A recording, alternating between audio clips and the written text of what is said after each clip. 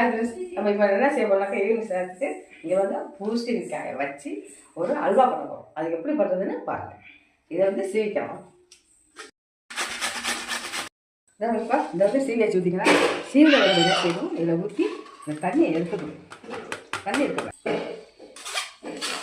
தண்ணியெல்லாம் வந்துச்சு. இது வந்து தண்ணி இல்லாமல் இதை வச்சுங்க. இந்த தண்ணி எடுத்துட்டோம். இப்போ பாருங்கள் எப்படி செய்து பாருங்கள். நெய் ஊற்றிக்கலாம், போட்டுக்கலாம்.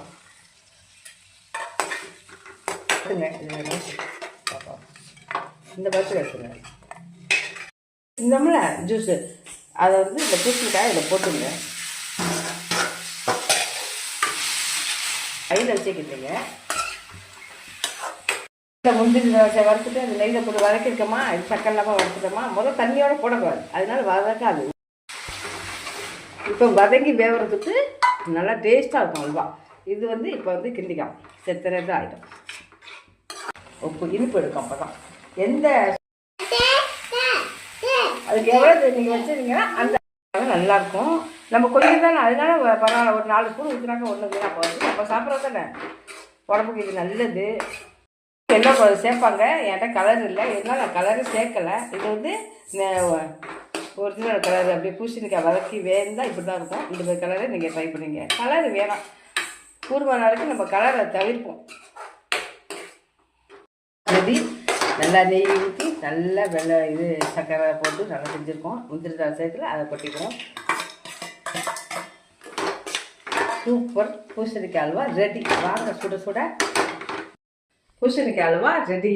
வாங்க சுட சுட சாப்பிட்லாம்.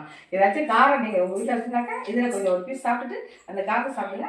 அவ்வளோதான் முடிச்சுது. அல்வா சாப்பிட்ட மாதிரி இருக்கும், மிச்சம் காரம் சாப்பிட்ட மாதிரி இருக்குது. இப்போ சுட சுட சாப்பிட்லாம். முந்திரி பருப்போட கொடுத்துடலாம். பாப்பா உனக்கு நோவா அச்சோ அது சுடுதண்ணி வேணாம். நாங்களே செஞ்சு நாங்களே டேஸ்ட் பண்ணிக்கிட்டே இருக்கோம். தரவாதி கட்டில் தரவா? இது வாய்க்கிறேன். கட்டுங்க.